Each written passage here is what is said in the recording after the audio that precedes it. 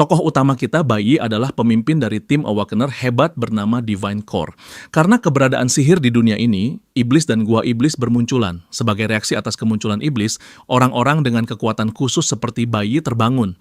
Timnya adalah yang terkuat di organisasi, dan mereka sedang menjalankan misi untuk membasmi Raja Iblis, Belelfigor. Belelfigor adalah iblis peringkat SSS dengan 5 elemen, menjadikannya lawan yang sangat tangguh.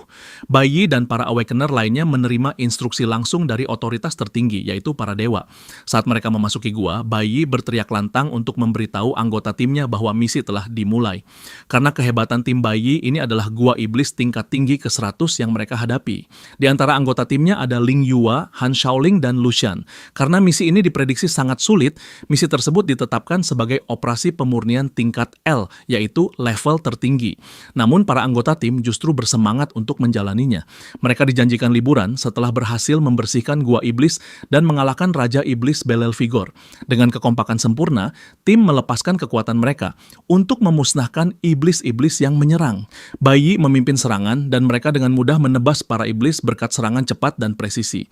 Hal ini dimungkinkan karena semua anggota Divine Core, mulai dari Bai hingga anggota terakhir adalah prajurit peringkat L. Hanya dalam beberapa menit koordinasi yang rapi, tim berhasil membersihkan gua dan mengalahkan Raja Iblis. Para anggota tim berbicara dengan gembira tentang betapa mudahnya membersihkan gua tersebut. Namun Lucian merasa curiga dengan keseluruhan operasi.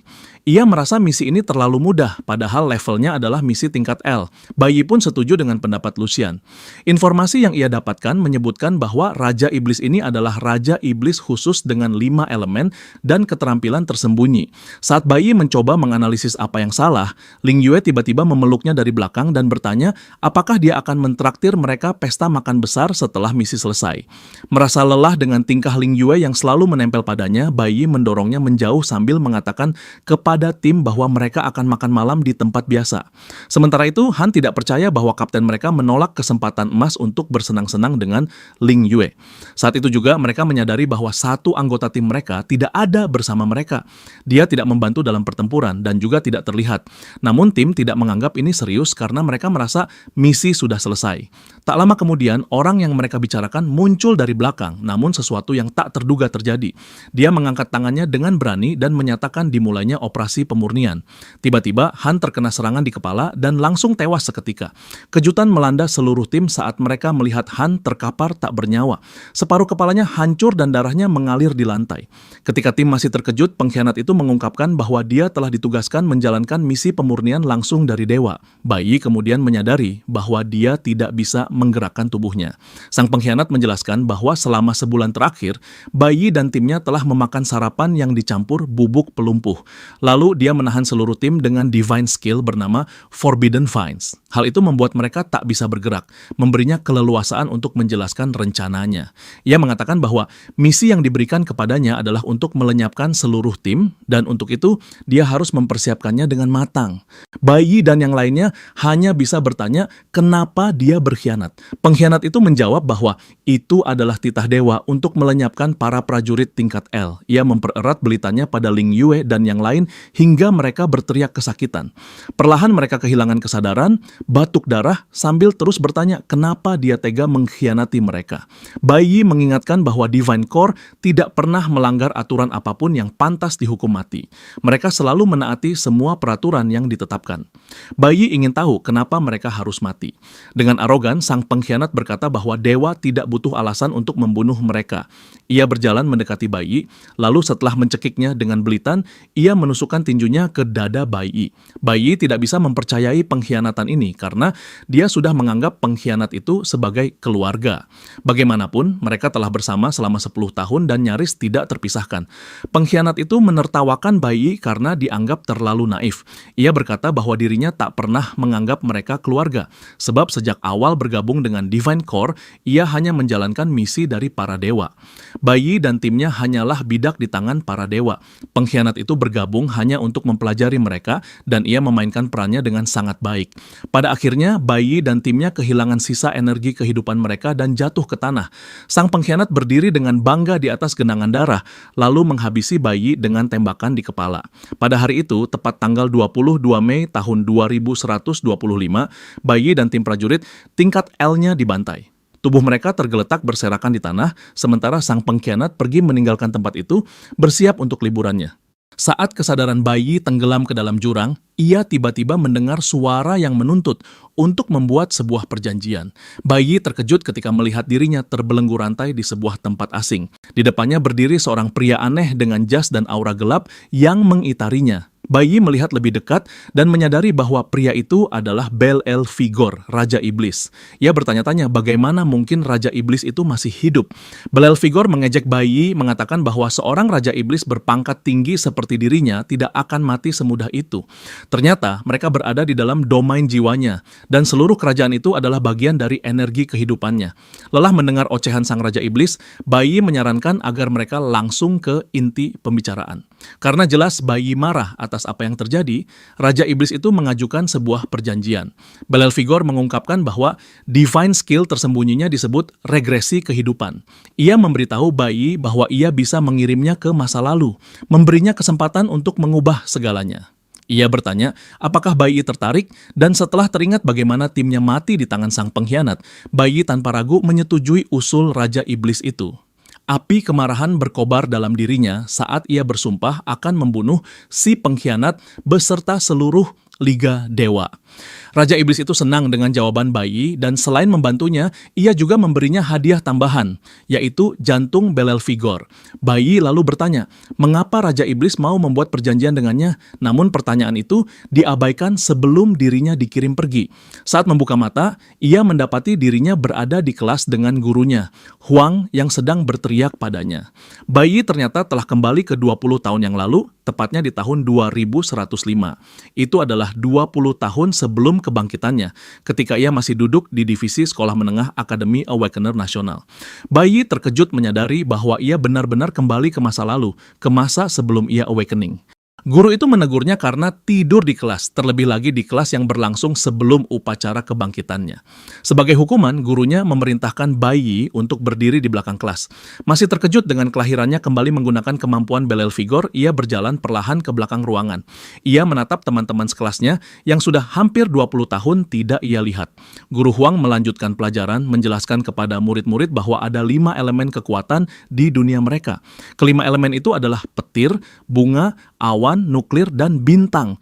Tampaknya setiap orang hanya bisa memiliki satu elemen. Guru itu menggunakan dirinya sebagai contoh dengan mengatakan bahwa ia memiliki elemen awan yang langka. Ia kemudian menambahkan bahwa elemen terbagi menjadi beberapa kategori tergantung bagaimana elemen itu menyatu dengan tubuh. Ada 3 kategori, yaitu tempur, pendukung, dan khusus.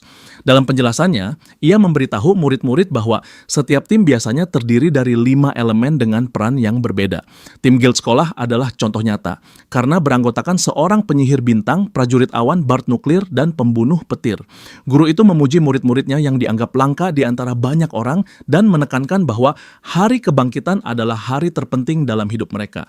Ada hampir 100 profesi awakener yang diketahui. Profesi-profesi itu memiliki peringkat mulai dari yang terendah, yaitu debu, hingga yang tertinggi, yaitu celestial. Di antara debu dan celestial ada peringkat bara dan jurang. Untuk membuatnya menarik, para murid hanya memiliki satu kesempatan kebangkitan. Guru itu menjelaskan bahwa status yang mereka dapatkan saat bangkit akan menentukan bagaimana kehidupan mereka ke depannya. Setelah kelas berakhir, para murid keluar untuk bersiap menghadapi kebangkitan. Bayi kemudian bertemu dengan salah satu teman sekelasnya yang biasa ia panggil Empat Mata karena memakai kacamata. Empat Mata sedang diintimidasi oleh seorang murid menyebalkan bernama Hong Chang-Xing. Hong adalah seorang asasin bintang peringkat E yang membuatnya cukup populer di kalangan teman-temannya. Bayi tidak terkejut melihat ini karena bahkan dalam kehidupan sebelumnya, Hong selalu suka menindas orang lain dan mencari masalah. Sebelum Hong bisa menekan Empat Mata lebih jauh, guru muncul di tempat kejadian. Ia menegur Hong dengan mengatakan bahwa mereka berada di sekolah, bukan tempat untuk menindas dan merampok orang. Hong dengan arogan mencoba memutar balikan keadaan dengan mengatakan bahwa Empat Mata yang menabraknya. Ia mengklaim hanya mengambil uangnya sebagai ganti rugi. Dengan berani, ia mengatakan pada Huang bahwa seandainya gurunya tidak cantik, ia sudah membuatnya dipecat. Setelah puas, Hong dan para pengikutnya bersiap pergi. Saat melihat bayi berdiri di jalannya, ia mendorongnya tanpa peduli. Bayi tidak melakukan hal gegabah, melainkan memperhatikan bagaimana guru Huang menolong Empat Mata. Ternyata, Huang adalah guru yang peduli pada murid-muridnya meski tampak keras di luar. Bayi teringat bagaimana Huang pernah membantunya dalam kehidupan sebelumnya setelah ia bangkit. Saat itu, Huang diberitahu bahwa giliran kelasnya untuk masuk ke ruang kebangkitan. Seperti seorang ibu, Huang meminta murid-muridnya tetap tenang selama kebangkitan agar terhindar dari cedera. Di dunia ini ada dua metode kebangkitan.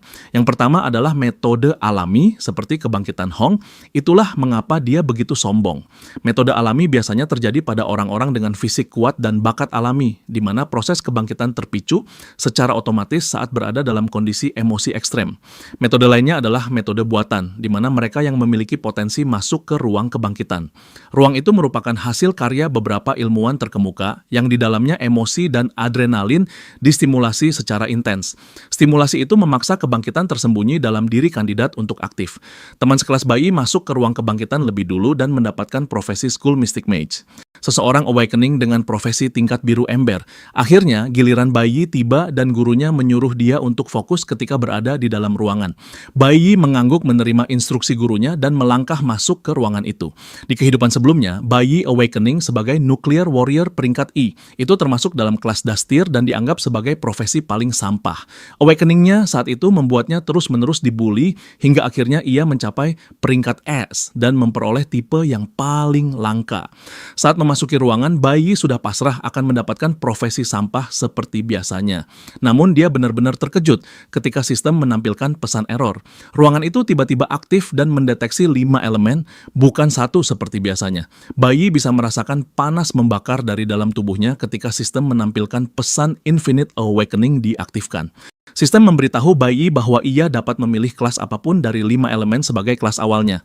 Bayi juga mengetahui bahwa dia bisa meningkatkan kelas lain setelah kelas awalnya mencapai potensi maksimal. Dia terkejut ketika menyadari bahwa dirinya baru saja mendapatkan elemental accumulation. Ternyata, dia bisa memilih kelas baru lainnya di masa depan. Dia bahkan bisa memperoleh peringkat Das hingga Celestial Rank sekaligus mempertahankan kualitasnya. Bayi juga memiliki kesempatan untuk membuka peringkat tersembunyi di atas Celestial Rank. Saat itu dia sadar, semua ini karena hadiah yang diberikan oleh Raja Iblis. Dia diberi kemampuan Infinite Awakening, sesuatu yang belum pernah terdengar sebelumnya. Sistem lalu memberitahu bayi bahwa semua bar elemen lain akan dihapus setelah dia memilih kelas awalnya. Setelah berpikir dengan hati-hati, bayi akhirnya memilih kelasnya. Dia keluar bersama gurunya dengan penuh semangat untuk mendengar kelas apa yang dia awakening. Bayi tiba-tiba mengatakan kabar mengecewakan kepada Huang bahwa dia awakening sebagai nuclear warrior, kualitas terburuk di kelas hijau.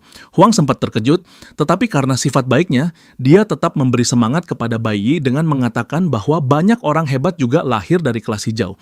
Dia mendesak bayi agar tidak menyerah. Namun bayi dengan rendah hati berkata bahwa tidak perlu baginya untuk menghiburnya. Hong yang mendengar percakapan itu langsung ikut campur seperti yang sudah diduga. Dia menghina bayi dengan mengatakan bahwa guru hanya memberi harapan palsu. Hong menambahkan bahwa kenyataan berbeda dari apa yang coba diajarkan guru.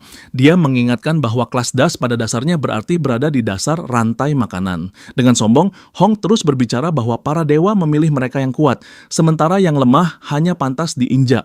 Mendengar kata dewa membuat bayi terpicu, namun ia tetap tenang meskipun Hong terus bicara omong kosong.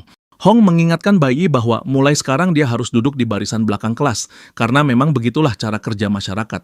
Peringkat Celestial duduk di depan, diikuti Abyss Rank, kemudian Ember Rank, dan terakhir Das Rank. Para Warrior Das dianggap sampah dan hanya bisa berhubungan dengan rank rendah lainnya. Hong menambahkan bahwa tidak ada cara bagi bayi untuk mengubah nasibnya melalui kerja keras karena itu hanya buang waktu. Dia lalu mendekati Huang untuk berbicara kasar, tetapi bayi akhirnya tidak tahan lagi. Dia meraih cangkir kopi yang dipegang Hong dan menyiramkan isinya ke wajahnya. Hong terkejut sejenak, tidak percaya apa yang baru saja terjadi. Dia marah dan bertanya kepada bayi apa maksudnya, dan bayi menjawab bahwa suaranya hanya terdengar seperti kebisingan. Perkataan dan tindakan bayi cukup untuk membuat Hong naik pitam. Dia pun memutuskan bahwa bayi perlu diberi pelajaran. Hong mengarahkan pukulan ke bayi dan Huang mencoba menghentikannya, tapi sudah terlambat. Tanpa diketahui, bayi sudah bersiap. Sebelum serangan mengenai, dia memanggil pedang cahaya dan menggunakannya untuk menahan menahan serangan Hong. Tidak berhenti di situ, Bai Yi menangkis serangan itu dan melemparkan Hong jauh ke belakang, membuat semua orang terkejut. Hong jatuh ke tanah sementara Bai Yi berdiri dengan tenang, seakan menggunakan tenaga yang sangat minim. Hong batuk darah, berusaha menerima kenyataan pahit yang baru saja menimpanya. Bahkan murid-murid lain yang menonton tidak bisa percaya dengan apa yang mereka lihat. Ternyata, Bai Yi dengan sengaja memilih kelas Nuclear Warrior karena sudah terbiasa. Itu adalah kelasnya di kehidupan sebelumnya dan dia sudah tahu segalanya tentang kelas itu. Hong berhasil berdiri kembali dan dengan sombong berkata bahwa Bai Yi hanya beruntung. Dia menegaskan bahwa dirinya adalah Abyss Rank, yang jelas berbeda dari sampah seperti Bai Yi. Huang yang tajam dalam mengamati menyadari bahwa Bai Yi tidak beruntung. Dia tahu bahwa Bai Yi baru saja menggunakan keterampilan gerakan tingkat atas yang eksklusif bagi warrior class. Huang sadar bahwa keterampilan parry adalah divine skill yang memungkinkan penggunanya meniadakan serangan sekaligus memantulkan serangan penuh kembali ke lawan. Huang terkejut melihat Bai Yi dengan mudah melakukannya, karena bahkan gurunya sendiri tidak bisa menguasai teknik itu setelah 10 tahun berlatih keras. Huang semakin bingung karena Bai Yi baru saja awakening tapi sudah memiliki pengalaman bertarung setinggi itu.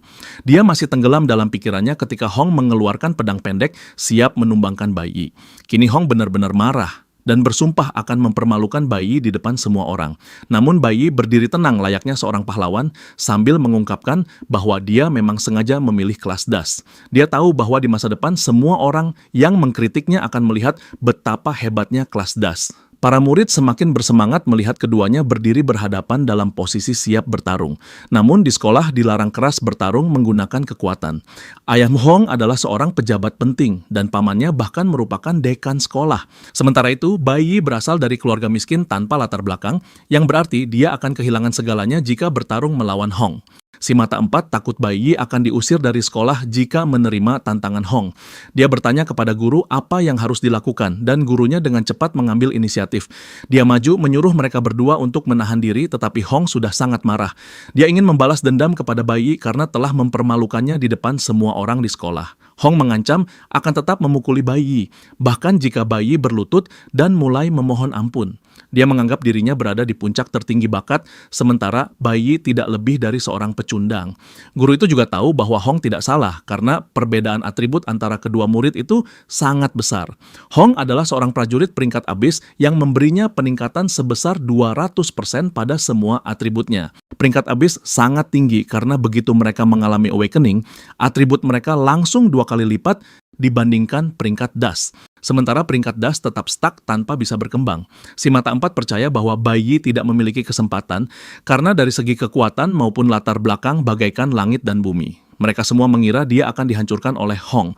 Si mata empat setuju bahwa Hong adalah orang yang menjijikan, tetapi si mata empat bisa bertahan hidup dengan berpura-pura bodoh di samping orang-orang kuat hanya untuk menghindari masalah. Setelah selesai menimbang lawannya, Hong berlari menyerang. Guru itu khawatir dan berteriak kepada Bai Yi agar waspada. Guru itu mengira Bai Yi berniat menangkis serangan Hong lagi. Dia tahu bahwa hal itu mungkin tidak berhasil karena skill parry menghabiskan banyak stamina saat digunakan. Kecepatan serangan Hong akan membuat parry menjadi sia-sia. Bahkan Hong yakin bahwa dia memiliki keuntungan atas Bai Yi. Namun Bai Yi hanya tersenyum seakan tidak ada hal serius yang datang ke arahnya. Bai Yi sama sekali tidak tertarik untuk menghindar karena dia memiliki kartu lain di tangannya. Tepat ketika Hong sampai di depannya, dia mengaktifkan skill Flash Blink.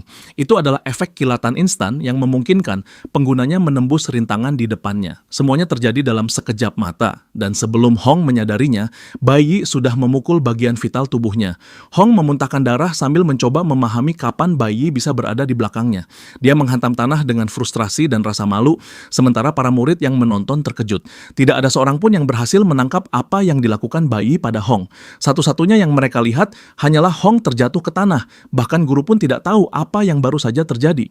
Namun ketua kelas, Chi Yin, sempat melihat apa yang dilakukan Bai Yi kepada Hong. Chi Yin menyadari bahwa Bai Yi telah menguasai penggunaan tingkat tertinggi dari skill dasar seorang prajurit, dan dia menerapkannya dalam pertarungan melawan Hong. Sementara itu, para murid masih mempertanyakan apa yang salah dengan Hong. Di layar status, bayi melihat salah satu atributnya meningkat karena berhasil mengalahkan lawan. Namun dia tidak terkesan dengan poin yang diberikan karena dianggap terlalu sedikit. Dia tahu bahwa mengalahkan demon adalah satu-satunya cara untuk mendapatkan poin lebih tinggi dan dia berencana melakukannya sesegera mungkin. Masih berjuang di lantai, Hong belum siap menyerah. Dia berkata kepada bayi agar tidak pergi karena dia belum selesai dengannya. Hong meraih pisaunya dan mencoba menyerang bayi dari belakang. Namun sebelum dia bisa mencapai bayi, terdengar suara yang menyuruh mereka menghentikan perkelahian. Ternyata itu adalah dekan sekolah, Hong Lianne, yang juga merupakan paman Hong. Lian mengejek Hong mengatakan bahwa dia sudah mempermalukan dirinya sendiri. Dia kemudian menyuruh para murid untuk pulang agar bisa beristirahat. Mendengar kata pulang, bayi tiba-tiba tersadar bahwa dia memiliki rumah. Dia tidak mengingat hal itu karena baru saja bereinkarnasi. Sementara orang tuanya sudah meninggal di kehidupan sebelumnya. Dia teringat bahwa sesuatu yang tragis terjadi tepat pada hari awakening itu. Sebelum dekan sempat berbicara kepadanya, bayi langsung berlari dengan panik. Bahkan Hong terkejut melihat bayi kabur dari tempat itu. Sang dekan kehabisan kata, lalu akhirnya menoleh pada Huang, menyuruhnya untuk menjaga muridnya. Dia berjanji akan mengawasi apa yang terjadi dan Huang pun berterima kasih atas perhatiannya. Tak lama, Hong mengikuti pamannya ke kantor untuk mencoba membenarkan apa yang terjadi.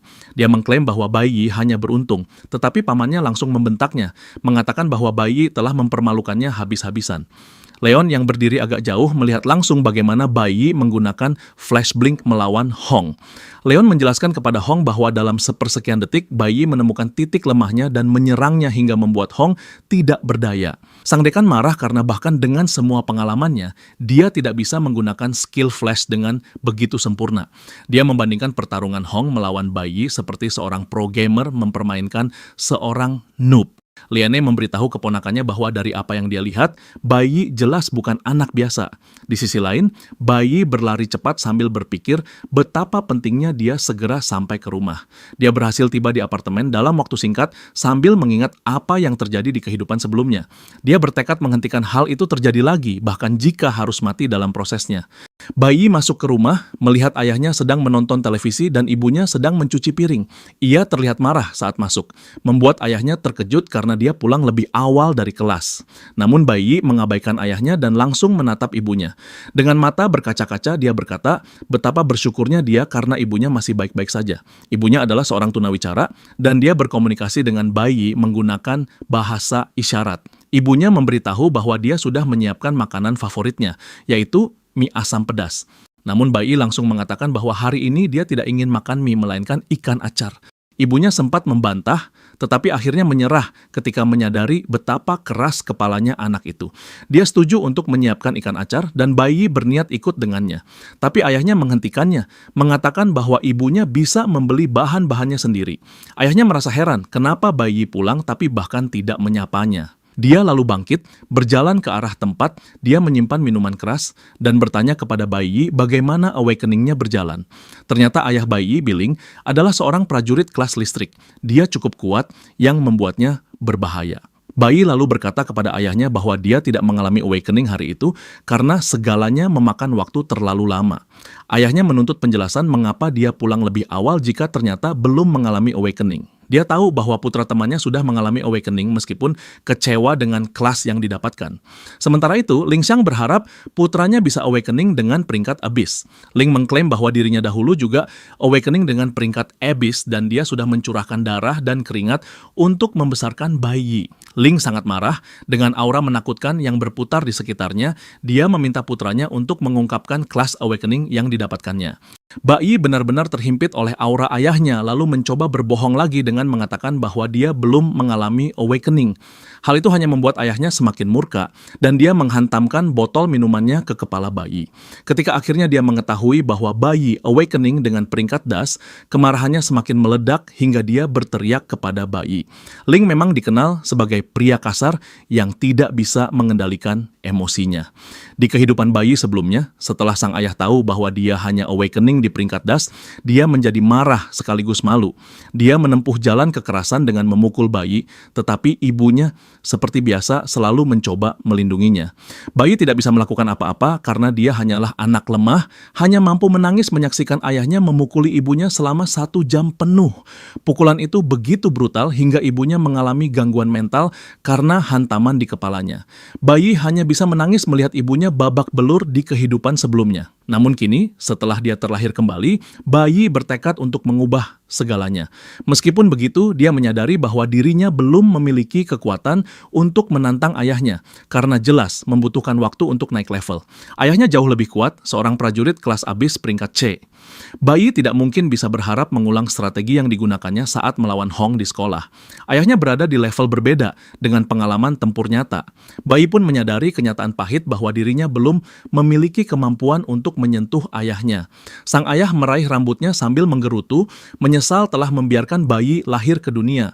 Bayi tahu bahwa dirinya berada dalam masalah besar, karena ayahnya tidak akan membiarkannya pergi sebelum puas dengan hasilnya. Dia sadar bahwa ayahnya sangat kasar, dan itulah alasan dia tidak ingin ibunya berada di rumah untuk menyaksikan semuanya. Bayi bersyukur karena berhasil membuat ibunya keluar rumah. Namun saat dia bersuka cita dalam hati, tiba-tiba sebuah pukulan mendarat di kepalanya. Situasi langsung berubah, semakin buruk ketika terdengar suara seseorang masuk ke rumah. Ternyata itu adalah ibunya, yang justru ingin bayi cegah agar tidak melihat kekerasan itu. Ibunya terkejut melihat kondisi putranya, tergeletak di lantai sementara Ling Xiang terus menghantam kepalanya tanpa ampun. Rupanya ibu bayi bergegas pulang lebih cepat agar bisa memberi makan anaknya yang lapar. Itulah sebabnya dia kembali begitu cepat. Bayi ketakutan melihat ibunya kembali ke rumah, takut sejarah akan terulang. Seperti yang diduga, Ling Xiang langsung mengalihkan perhatian kepada wanita malang itu, siap melakukan apapun yang dia mau. Dalam sebuah kilas balik, bayi terlihat duduk di dalam sel penjara. Ternyata, di kehidupan sebelumnya, bayi berhasil naik dari tier hijau hingga tier platinum, menjadikannya yang pertama mencapainya. Karena prestasi itu sangat luar biasa, teman satu selnya bertanya-tanya mengapa dia di penjara.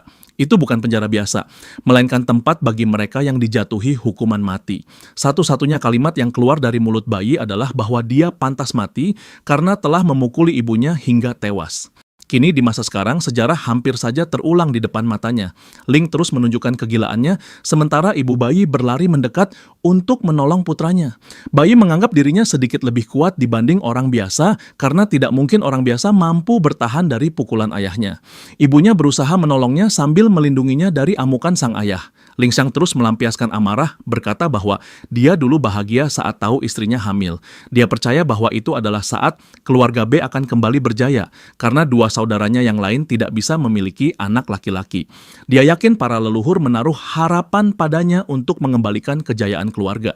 Namun yang datang justru membuatnya jijik. Putranya yang sangat dia harapkan ternyata awakening dengan kelas terburuk, yaitu peringkat das. Ling Xiang berteriak pada istrinya, mengingatkan bahwa bayi bahkan tidak bisa naik level dengan peringkat itu karena kelas tersebut sampah. Ling menyalahkan semuanya pada istrinya, berkata bahwa bayi mendapatkan kelas sampah karena gen istrinya. Dia lalu kehilangan kendali, mengangkat tangannya hendak memukul istrinya. Namun bayi tidak akan membiarkan hal itu terjadi. Dia menggunakan flash bling untuk menembus tubuh ibunya dan memblokir serangan ayahnya. Ling terpental ke belakang, lalu tersenyum melihat putranya berusaha bertingkah layaknya pahlawan. Ibu bayi merasa sangat khawatir karena dia tahu apa yang akan terjadi selanjutnya. Ling bangkit dengan sombong, berjalan menuju putranya dengan niat menghajarnya habis-habisan. Bayi berencana menggunakan serangan parry pada ayahnya. Namun sebelum sempat mengaktifkan skill itu, tinju ayahnya sudah lebih dulu menghantam, menembus pedangnya dan mendarat di wajahnya. Bayi memuntahkan darah, pahit menyadari betapa besar perbedaan kekuatan mereka. Bahkan sebelum sempat menarik napas, sebuah pukulan lain datang lagi. Dia menangkisnya dengan kedua tangan, tapi guncangannya tetap menghantam tulangnya hingga merusak rusuknya. Ling kemudian menyiapkan serangan kuat lain untuk menundukkan putranya. Dia marah karena putranya berani melawannya. Bayi melihat pukulan itu datang, tapi tidak mampu menghindar atau menangkis. Dia hanya menutupi kepalanya dengan kedua tangan ketika pukulan itu mendarat. Ling berkata bahwa bayi pantas mati karena awakening dengan kelas sampah. Namun bayi masih berdiri karena dia tidak rela sejarah terulang lagi. Ling semakin murka melihat bayi tetap berdiri menentangnya. Dia mengejeknya, bertanya apakah dia mengira dirinya benar-benar hebat hanya karena baru saja mengalami awakening. Ling meraih kursi, bersiap untuk menghantam putranya dengan benda itu. Ibu bayi memeluk putranya erat-erat, keduanya bersiap menerima pukulan. Namun tiba-tiba terdengar suara lantang dari luar rumah yang memerintahkan mereka untuk membuka pintu. Ling merasa kecewa karena seseorang datang tiba-tiba dan mengganggu apa yang sedang dia lakukan. Sebaliknya, ibu bayi memeluk putranya dengan rasa lega karena setidaknya mereka mendapat sedikit waktu untuk bernapas. Namun bayi tidak terkejut mendengar pintu diketuk karena memang dialah yang berada di balik semua itu. Ling Xiang berlagak keras saat membuka pintu, hingga akhirnya dia sadar siapa yang datang. Dua pria bertubuh kekar berdiri di depan pintu dan bertanya, mengapa Ling Xiang begitu lama membuka? Kedua pria itu adalah Lang dan Chen Jinwu. Mereka adalah investigator inspektorat. Liang adalah wakil kapten dengan peringkat merah A, sementara Chen Jinwu adalah peringkat biru C. Ling terkejut melihat keduanya, lalu dengan tubuh gemetar dia bertanya apa yang mereka lakukan di rumahnya. Liang menunjukkan foto seorang buronan bernama Snow, lalu menanyakan pada Ling Xiang apakah dia pernah melihatnya. Kantor polisi menerima laporan bahwa Snow terlihat di sekitar gedung itu. Itulah sebabnya mereka melakukan penggeledahan dari rumah ke rumah untuk memastikan laporan tersebut. Ling merasa lega mendengar bahwa kedatangan mereka bukan karena dirinya. Dia segera tersenyum dan mengatakan bahwa dia tidak pernah melihat Snow. Karena Snow sangat terkenal dan sering muncul di televisi, Ling meyakinkan mereka bahwa jika suatu hari dia melihatnya, dia pasti akan melaporkannya. Namun saat itu juga, Liang menyadari kondisi bayi yang terlihat babak belur. Dia bertanya pada Ling bagaimana hal itu bisa terjadi. Ling berbohong dengan mengatakan bahwa putranya ceroboh dan jatuh saat membeli bahan makanan. Dia bahkan menepuk bahu Liang sambil berkata agar tidak perlu khawatir dengan hal sepele semacam itu. Namun sebelum dia menyelesaikan kalimatnya, bayi langsung menyela, mengatakan kepada petugas bahwa ayahnya berbohong. Dengan berani, bayi menyatakan bahwa ayahnya lah yang telah memukul hingga penuh luka. 18 menit sebelumnya, bayi memang sudah menggunakan telepon umum di apartemen untuk menelepon polisi, mengatakan bahwa dia melihat Snow di sekitar gedung. Dia tahu bahwa polisi tidak akan main-main dengan berita yang menyangkut Snow. Meski tidak menyangka mereka akan datang secepat itu, bayi merasa lega karena kedatangan mereka berhasil membelikan waktu untuk menyelamatkan dirinya. Ling mencoba mengalihkan pembicaraan, mengatakan kepada Liang dan rekannya bahwa anaknya hanya bercanda. Dia berbohong dengan mengatakan bahwa dia bahkan tidak punya kekuatan untuk memukul putranya. Namun bayi tidak membiarkan kebohongan itu berkembang. Dia dengan tegas berkata bahwa ayahnya menghantam kepalanya dengan botol anggur, lalu mengenai lengannya dengan bangku. Bayi terus menunjukkan bagian tubuhnya yang penuh luka, lalu mengatakan pada petugas bahwa mereka bisa memeriksa tubuhnya untuk memastikan.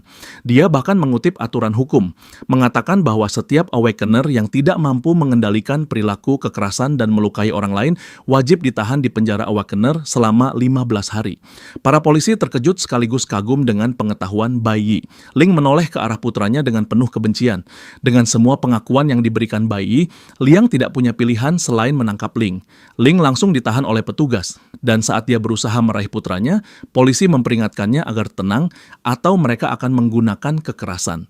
Ling diseret keluar rumah, namun masih sempat mengancam akan menghajar putranya setelah dia bebas dari penjara. Bayi mengabaikannya dan menutup pintu setelah ayahnya dibawa pergi. Begitu keadaan aman, ibu bayi langsung berlari memeluk putranya. Bayi merasa lega karena berhasil menyelamatkan ibunya. Namun, dia hanya punya waktu 15 hari untuk menjadi lebih kuat. Dia berjanji kepada ibunya bahwa Ling tidak akan pernah menyentuhnya lagi. Sebelum ayahnya benar-benar dibawa pergi, bayi berhasil mengambil kunci brankas dari tubuhnya. Dia tahu bahwa ayahnya menyimpan sesuatu yang penting di dalam sana, sesuatu yang membuatnya mampu naik dari peringkat E menjadi peringkat C.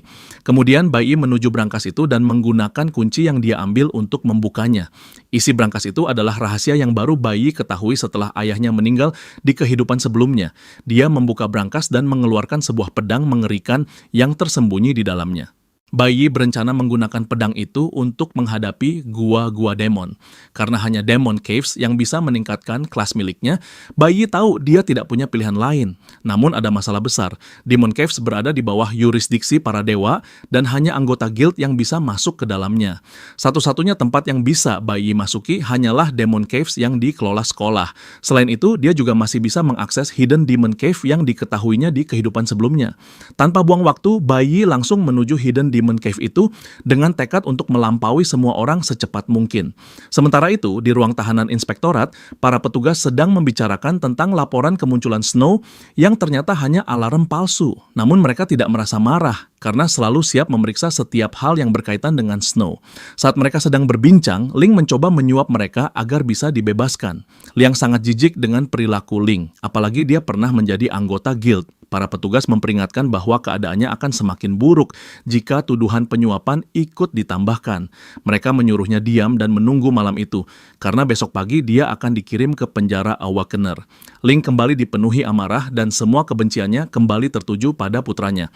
Namun Bai Yi tahu dengan jelas bahwa ayahnya akan bebas dalam 15 hari. Itulah sebabnya dia sudah mempersiapkan diri untuk menghadapi Demon Caves agar bisa naik level. Demon Caves adalah ruang lain yang sejajar dengan dunia mereka, yang hanya bisa diakses melalui pintu yang muncul entah dari mana. Begitu ditemukan, Demon Caves biasanya langsung dikuasai oleh guild, karena di dalamnya terdapat monster iblis dan mineral iblis. Inilah alasan mengapa Demon Caves adalah tempat terbaik bagi para Awakener untuk meningkatkan kemampuan mereka. Namun, biasanya dibutuhkan sebuah tim untuk bisa masuk karena Demon Caves sangat berbahaya. Demon Cave yang akan dihadapi Bai Yi sebenarnya baru ditemukan 5 tahun kemudian. Ternyata, sebuah Demon Cave peringkat F membutuhkan 3 prajurit peringkat E, sementara Demon Cave peringkat E membutuhkan tim beranggotakan 5 orang, yaitu 3 prajurit peringkat E dan 2 prajurit peringkat D. Bai Yi yakin bahwa Demon Cave yang akan dia tantang adalah Demon Cave peringkat F. Demon Caves memang terkenal berbahaya, tetapi karena Bai Yi tidak punya pilihan lain, dia harus menghadapinya seorang diri. Bai Yi tahu betul alasan mengapa dia harus segera menjadi lebih kuat. Bersenjatakan pedang yang diambil dari brankas ayahnya, dia pun melangkah masuk ke dalam Demon Cave. Seluruh tempat itu dipenuhi salju dan es. Bai Yi menyadari bahwa dia berada di wilayah kekuasaan seekor beast yang menggunakan sihir elemen awan. Saat berjalan di dalam wilayah yang tampak sepi itu, dia berhadapan dengan seekor beruang es yang sedang tertidur. Di depan beruang es itu terdapat kerangka manusia, menandakan bahwa beberapa petualang pernah masuk sebelumnya. Ketika masih mengamati sekeliling, tiba-tiba seekor serigala hutan haus darah muncul entah dari mana dan hampir saja menerkam Bai Yi. Meskipun peringkatnya lebih rendah, serigala itu tetap lebih kuat daripada Bai Yi. Bai Yi segera melompat ke belakang untuk menghindar, tetapi serigala itu langsung menyerangnya lagi tanpa ragu. Dengan sigap, Bai Yi menahan taring serigala itu agar tidak menancap ke tubuhnya dengan menggunakan pedang. Setelah itu, dia langsung melancarkan serangan balik, dan hanya dengan sekali tebasan, dia berhasil menumbangkan serigala tersebut. Semua itu bisa dia lakukan berkat senjata peringkat A yang sedang dia gunakan. Itu adalah senjata yang tidak tersedia di pasaran. Itulah sebabnya ayahnya menyembunyikannya. Dengan senjata itu, Bai Yi mampu menutup kesenjangan skill antara dirinya dengan beast yang akan dia lawan. Senjata itu dikenal dengan nama pedang Hun Wu, terbuat dari batu Hun Wu. Karena kekuatannya yang luar biasa, pedang ini dapat menebas baja seperti memotong mentega. Namun meski senjatanya begitu kuat, Bai Yi sadar bahwa dia tetap membutuhkan setidaknya 4 serangan untuk menjatuhkan beast karena pertahanan mereka sangat tangguh. Sambil berkelakar, Bai Yi mengaku merindukan masa ketika dirinya masih menjadi Awakener peringkat L. Dia menyadari bahwa dirinya harus menumbangkan 20 serigala jika ingin naik satu level pada skill miliknya. Karena pertarungannya terjadi di area es, maka elemen awan miliknya yang akan mendapat peningkatan. Selain itu, dia juga membutuhkan 10 kali peningkatan level untuk bisa naik dari peringkat E ke peringkat D. Tak lama kemudian, Bai Yi sudah terkepung oleh segerombolan serigala yang tertarik dengan bau darah. Ini adalah kesempatan sempurna sekaligus berbahaya bagi Bai Yi untuk naik level. Para serigala menyerang Bai Yi secara bersamaan, tetapi dia mengandalkan 2 skill dalam pertarungan itu. Dia mengombinasikan skill menghindar dan skill serangan balik untuk menjatuhkan para serigala. Dengan lincah, Bai Yi bisa bergerak tanpa terkena serangan sekaligus melukai para beast. Dia berhasil menumbangkan kelompok serigala pertama dan setiap kill memberinya 52 poin pengalaman. Selain itu, dia juga memperoleh taring serigala selama pertarungan. Setelah berhasil menghabisi satu kelompok penuh, kini Bai Yi harus menghadapi Raja Serigala. Dengan kelincahan dan kecepatan, dia memberikan beberapa tebasan ke tubuh serigala raja itu, tidak memberinya kesempatan untuk pulih. Raja Serigala pun akhirnya tewas karena luka-lukanya, dan Bai Yi memperoleh 56 poin tambahan. Karena berhasil mengalahkan Raja Serigala, dia juga mendapatkan Snow Wolf Diamond. Setelah membersihkan kelompok beast pertama, Bai Yi sudah memiliki cukup poin pengalaman untuk naik naik ke peringkat D. Selain poin pengalaman, dia juga mendapatkan 12 atribut tambahan yang bisa dia alokasikan sesuai keinginannya. Setelah mengalokasikan atribut itu, Bai Yi menyadari bahwa dirinya sudah merasa kelelahan hanya setelah menumbangkan 20 serigala. Dia kecewa dengan betapa lemahnya tubuh peringkat E. Selain itu, dia tahu bahwa dia harus mendapatkan sebuah dimensional backpack untuk menyimpan loot miliknya agar tidak hilang. Bai Yi juga mengakui bahwa menghadapi Demon Cave sendirian benar-benar sangat sulit. Mengenai Snow Wolf Diamond yang dia dapatkan, itu adalah permata tahan lama yang digunakan untuk membuat senjata khusus. Selain itu, harganya juga sangat mahal di pasaran. Bai Yi tahu bahwa satu-satunya cara untuk bisa mengakses Diamond Cave tingkat tinggi adalah dengan bergabung ke Divine Corps. Karena Sekolah Awakening berada di bawah naungan guild, mereka sering mengirim perwakilan untuk mencari calon prajurit berbakat. Menjadi impian setiap murid untuk lulus dengan hasil gemilang agar bisa masuk ke sebuah guild. Namun, jika seorang murid sial dan dikeluarkan dari timnya, maka karirnya kemungkinan besar akan berakhir. Hal inilah yang dialami oleh ayah Bai Yi, yang membuatnya terjebak di peringkat C selamanya. Melihat kondisi dirinya saat ini, Bai Yi sadar bahwa dia akan menghabiskan lebih banyak stamina jika terus melawan Beast sendirian. Ditambah lagi, tubuhnya sudah sangat kelelahan. Tanpa diduga, sekawanan serigala lain tiba-tiba muncul. Bai Yi memutuskan untuk menggunakan trik yang dia siapkan. Dia berlari kencang dan membuat para serigala itu mengejarnya. Dia memimpin mereka masuk ke hutan, lalu menebang beberapa pohon untuk menciptakan ruang gerak. Kegaduhan itu kemudian menarik perhatian Beast penghuni hutan, yaitu Cloud Python. Kini Bai Yi harus menghadapi serigala sekaligus ular Python. Untuk keluar dari situasi sulit itu, Bai Yi segera menjalankan rencananya. Dia menciptakan sebuah ledakan keras dengan harapan membangunkan satu beast tertentu yang dia butuhkan agar rencananya berhasil. Rencananya berjalan sesuai harapan, beruang es yang sedang tertidur pun muncul dengan amarah besar. Beruang itu begitu murka sehingga menyerang apapun yang terlihat di hadapannya. Para serigala dan python pun tak luput dari amukan beruang itu. Mereka semua dihantam habis-habisan. Sementara beruang sibuk menghancurkan mereka, Bai Yi melakukan penyelesaian dari belakang dan itu memberinya banyak poin XP tambahan. Bai Yi terus melanjutkan taktik itu, memperoleh poin XP sekaligus mendapatkan loot berupa taring python dan taring serigala. Dia berhasil memanfaatkan kelemahan para beast yang hanya mengandalkan kekuatan tanpa kecerdasan. Mereka hanyalah otot tanpa otak. Dengan menggunakan beruang melawan serigala dan ular piton, Bai Yi mampu menghemat staminanya. Namun, dia tetap harus menjadi orang yang menghabisi para monster itu jika ingin mendapatkan poin XP. Setelah bertarung selama beberapa menit, Bai Yi sudah kelelahan. Dia memutuskan untuk melanjutkan ke tahap berikutnya dari rencananya. Begitu para monster berbaris di depannya, dia menghantam lantai es dan memecahkannya untuk membunuh mereka. Sejak awal pertarungan, dia sudah menganalisis medan pertempuran untuk melihat keuntungan dan kelemahannya. Dia menyadari bahwa mereka tidak bertarung di atas danau beku, melainkan di jembatan es yang menggantung di antara dua tebing. Rencana brilian ini berhasil menyingkirkan hampir semua monster sekaligus. Bai Yi kelelahan, tetapi dia masih harus menghadapi beruang es dan sisa-sisa kawanan serigala. Sistem kemudian membuka sebuah gelar baru untuknya. Dia disebut sebagai 1 melawan 100, dan dengan gelar ini, statistiknya meningkat 10% karena dia bertarung melawan banyak musuh. Namun Bai Yi tidak terlalu mengkhawatirkan beruang es tersebut. Dia tahu bahwa setiap gua pasti memiliki bos terakhir dan dia sudah memperkirakan kemunculannya. Dia sudah menimbulkan cukup banyak kekacauan dan bertanya-tanya mengapa bos itu belum muncul.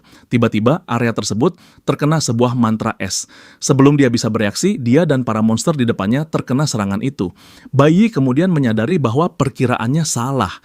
Bos terakhir sudah awakening, hanya saja sedang menunggu saat yang tepat ketika Bai Yi dan para monster lain kelelahan untuk melancarkan serangannya. Bai Yi dan para monster berkumpul di satu titik, membuat mereka sulit melarikan diri dari mantra itu. Bai Yi mencoba bergerak, tetapi mantra itu sudah mengenainya. Kedua kakinya sudah membeku, dan dia menyadari bahwa jembatan es juga merupakan bagian dari jebakan bos terakhir. Bos terakhir menyiapkan segalanya agar bisa muncul dan memanen semua hasil sekaligus. Saat itulah Bai Yi benar-benar sadar bahwa bos terakhir gua ini adalah makhluk yang cerdas. Bos terakhir gua itu adalah Kera Iblis Azure Forest, dan ia juga memiliki beberapa kera lain sebagai pengawalnya. Hampir seluruh tubuh Bai Yi tertutup es, membuatnya tidak bisa bergerak, sementara kera iblis itu menampilkan senyuman jahat. Ternyata, gua ini memang ditetapkan sebagai gua berisiko tinggi yang biasanya memerlukan sekelompok prajurit peringkat E untuk menantangnya. Dengan tubuhnya yang sepenuhnya membeku, bayi takut bahwa dia bisa mengalami hipotermia yang akan menjadi akhir hidupnya. Bos kera itu mengangkat tangannya dan menunjuk ke arah bayi, memerintahkan para keranya untuk menyerang bayi yang sudah tak berdaya.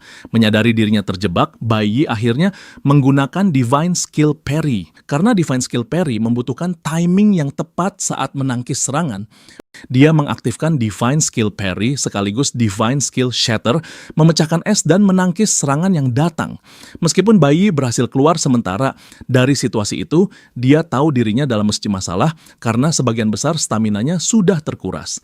Divine Skill Shatter bekerja ketika seorang Awakening menggunakan seluruh energinya untuk keluar dari efek kontrol, tetapi hal ini menghabiskan stamina yang sangat besar. Bayi menyimpulkan bahwa kera iblis itu butuh waktu sebelum bisa menggunakan ultimate skill lagi, dan dia harus membunuhnya sebelum hal itu terjadi. Tak lama, kera iblis itu memerintahkan beruang es dan serigala untuk menyerang bayi. Karena elemen nuklir sulit berkembang bersama elemen awan, bayi tahu peluangnya untuk menang sangat kecil. Staminanya rendah dan dia semakin kelelahan. Kera iblis itu hanya duduk seperti penjahat sejati sambil memerintahkan para bawahannya. Bayi sangat sadar bahwa dirinya akan menemui ajal jika lebih banyak monster datang menyerangnya. Dia masih berusaha memikirkan cara keluar ketika salah satu kera menyerangnya dengan pentungan, mencoba menghantamnya. Bayi hanya berhasil menangkis serangan itu, tetapi tubuhnya terdorong mundur hingga lututnya tergores lantai es, berusaha menjaga keseimbangan dengan pedang pendek yang menancap ke es. Serangan mendadak itu membuat bayi kehilangan seluruh tenaganya, menempatkannya pada kerugian besar. Beruang es bahkan terus meraung ke arah bayi semakin melemahkannya. Salah satu beruang melemparkan bongkahan es ke arah bayi, namun dia berhasil membelahnya. Namun udara dingin tidak membantu karena stamina bayi hampir habis sepenuhnya. Begitu kera iblis itu menyadari bahwa stamina bayi hampir habis, ia langsung mengeluarkan ultimate skill lainnya, badai es. Bayi terkejut melihat hal itu karena dia tidak menyangka ultimate kera iblis memiliki waktu pemulihan yang begitu cepat. Matanya membelalak ngeri menatap serangan yang datang. Hal ini membuatnya teringat pada kehidupan sebelumnya ketika dia menghadapi situasi hidup dan mati, di mana dia mengembangkan insting untuk mengenali peluang yang tepat. Bayi menyimpulkan bahwa dalam kondisinya sekarang dia hanya punya dua pilihan. Pertama, tetap bertarung, tapi karena staminanya sudah mencapai batas dan terus menerima serangan dari para monster, dia pasti tidak akan selamat. Pilihan kedua cukup sederhana, yaitu melarikan diri dari pertarungan. Bayi tidak membuang waktu, segera memilih pilihan kedua, lalu melompat dari tebing untuk kabur dari para monster. Namun, kera iblis itu menghantamnya dengan mantra es yang menempel di kakinya, membuatnya kehilangan keseimbangan dan terjatuh. Dengan es yang membungkus tubuhnya, bayi terhempas jatuh ke sungai di bawah tebing. Saat dia sibuk berjuang untuk hidupnya, ibunya di rumah masuk ke kamar bayi. Dia mengira bayi masih tidur, tetapi terkejut ketika mendapati kamar itu kosong. Bayi sudah pergi dari rumah sehari sebelumnya, yaitu pada hari Jumat, dan kini sudah hari Sabtu. Ibunya memeriksa kamar itu dan menemukan sebuah catatan yang ditinggalkan bayi, berisi bahwa dia pergi ke rumah seorang teman. Bayi meminta ibunya agar tidak khawatir, tetapi catatan itu justru membuat ibunya semakin cemas karena dia tahu anaknya akan memberitahu secara langsung jika memang benar pergi ke rumah teman, bukan meninggalkan catatan. Dia bertanya-tanya apa yang sebenarnya terjadi dengan bayi, karena anak itu terlihat sangat berbeda sejak pulang ke rumah sehari sebelumnya. Wanita itu benar-benar gelisah dengan banyak hal yang memenuhi pikirannya. Kembali ke dalam dungeon, bayi berhasil selamat dari jatuhnya. Namun melompat dari tebing memang sudah menjadi bagian dari rencananya. Dia teringat bahwa hampir 100 monster jatuh ke sungai ketika dia memecahkan jembatan es sebelumnya. Namun dia hanya mendapat hadiah dari 40 monster, yang berarti sisanya selamat dari jatuhan itu. Bayi terbatuk kesakitan saat menyeret tubuhnya keluar dari sungai yang dingin. Meskipun selamat, staminanya sudah berada di titik sangat rendah. Dia mengalami pendarahan terus-menerus, tubuhnya dalam kondisi suhu rendah dan keadaannya benar-benar melemah. Selain itu, tubuhnya juga rusak parah karena jatuh dari tempat yang sangat tinggi. Tanpa ragu, bayi tahu bahwa dirinya sudah mencapai batas. Saat terbaring dalam kondisi lemah, dia bertanya-tanya apakah ini benar-benar batasnya. Sebelum sadar, dia sudah dikepung monster seperti beruang es yang siap menghabisinya. Saat para monster semakin mendekat, bayi jatuh dalam lamunan yang dalam. Dia teringat kebersamaannya dengan tim Divine Core. Dia mengingat momen-momen indah bersama rekan satu timnya dan semua hal yang terjadi saat dia menjalankan misi. Dia juga mengingat ibunya yang selalu berusaha memastikan dirinya baik-baik saja. Sambil mengingat hal-hal baik, dia juga mengingat kejahatan ayahnya dan penderitaan dari pengkhianat yang pernah menusuknya dari belakang. Sebuah suara terdengar di kepalanya, mengatakan bahwa ini adalah akhir baginya. Hal itu cukup untuk membuat Bai Yi mengepalkan tangannya dan memutuskan bahwa ini bukanlah akhir untuknya. Dia berhasil berdiri, dan tepat ketika beruang es hendak menghabisinya, dia mengangkat tangannya dan menahan gigi besar beruang itu agar tidak menutup dan melukainya. Bai Yi bertekad memastikan bahwa semua hal buruk dan menyakitkan yang terjadi di kehidupan sebelumnya tidak akan terulang. Dia sudah pernah mati sekali, kehilangan segalanya dalam proses itu. Namun kali ini, dia berniat membalikan segalanya dengan tekad baru dan energi yang membara dalam dirinya. Bai Yi menghantam beruang es itu sebelum melemparkannya jauh. Bai Yi menghembuskan napas dingin dan kembali menggenggam pedang pendeknya. Usaha putus asa Bai Yi memicu sesuatu dalam dirinya yang mendorongnya menuju kelas advancement. Bai Yi berdiri kembali dengan aura kuning yang berputar-putar di sekeliling tubuhnya. Sementara para monster mengepungnya. Keputusannya untuk mempertaruhkan diri dengan menantang dungeon sendirian, yang seharusnya memerlukan tim dan melawan monster berbahaya hanyalah agar dia bisa merasakan kembali sesuatu dari masa lalunya. Itu adalah rasa putus asa, di mana adrenalin mengalir deras dalam tubuhnya hingga memicu kelas advancement. Meskipun hampir mati, Bai Yi ternyata belum bisa memenuhi syarat untuk kelas advancement. Namun, alih-alih mendapatkan kelas advancement, dia justru mempelajari sebuah divine skill baru, Nuclear Holy Swordsman. Ini adalah ultimate skill dan jauh melampaui levelnya saat ini. Dia memang tidak naik kelas, tetapi skill ini adalah sesuatu yang sangat berguna. Dengan divine skill tersebut dan adrenalin yang mengalir deras, Bai Yi dipenuhi dengan aura dan energi. Dia mengarahkan pedangnya ke arah para monster, mengatakan bahwa inilah waktunya untuk memusnahkan mereka semua. Salah satu monster mulai bergerak, diikuti oleh yang lainnya.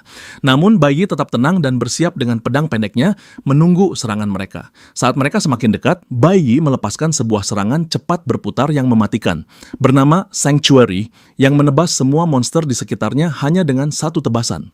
Monster-monster itu roboh dan notifikasi muncul memberitahu bahwa dia telah menumbangkan beruang es, serigala hutan, serta jumlah poin pengalaman yang dia peroleh. Setelah menghabisi monster-monster di sekitarnya, dia memperoleh item seperti kulit monster lapangan es, tulang beruang kebanggaan, dan gigi darah. Divine Skill Sanctuary membantu menghilangkan rasa lelah dan memulihkan stamina yang hilang. Selain itu, Bai Yi juga mendapatkan peningkatan berupa title Icefield Wanderer. Hal ini memberinya resistensi terhadap makhluk berelemen awan, ditambah pengurangan 100 damage, sesuatu yang sangat dia butuhkan dalam situasinya sekarang. Bai Yi menatap ke puncak tebing, berjanji bahwa dia akan kembali untuk memusnahkan sisa monster, termasuk bos mereka. Dengan poin pengalaman yang datang bagaikan banjir, Bai Yi berhasil naik ke level 9 kelas E. Bai Yi segera mengaktifkan efek dari Icefield Wanderer untuk menahan efek dingin. Divine Skill Sanctuary juga memungkinkannya menyimpan semua damage yang dia terima, lalu melepaskannya sekaligus ke sekelompok musuh. Namun, skill ini hanya bisa digunakan setelah dia menerima cukup banyak damage. Meski begitu, Bai Yi bersyukur karena skill ini telah memulihkan staminanya. Bai Yi kemudian teringat bahwa dia harus segera menyelesaikan segalanya dan kembali ke rumah sebelum ibunya mulai khawatir. Bai Yi memanjat tebing itu dan menuju istana bos kera iblis. Kera iblis itu dilindungi oleh banyak monster es. Namun, Bai Yi tidak peduli dan menerobos masuk ke istana itu. Setelah mengalahkan beberapa monster lagi, Bai Yi kini mencapai level terakhir kelas E, yaitu level 10. Sementara itu, waktu sudah menunjukkan pukul 11 malam. Di rumah, ibu Bai Yi sangat khawatir. Dia sudah menyiapkan makanan dan meletakkannya di meja makan, tetapi hanya bisa bertanya-tanya di mana putranya berada. Dia berdoa agar anaknya baik-baik saja dimanapun dia berada. Di dalam istana bos, Bai Yi menyingkirkan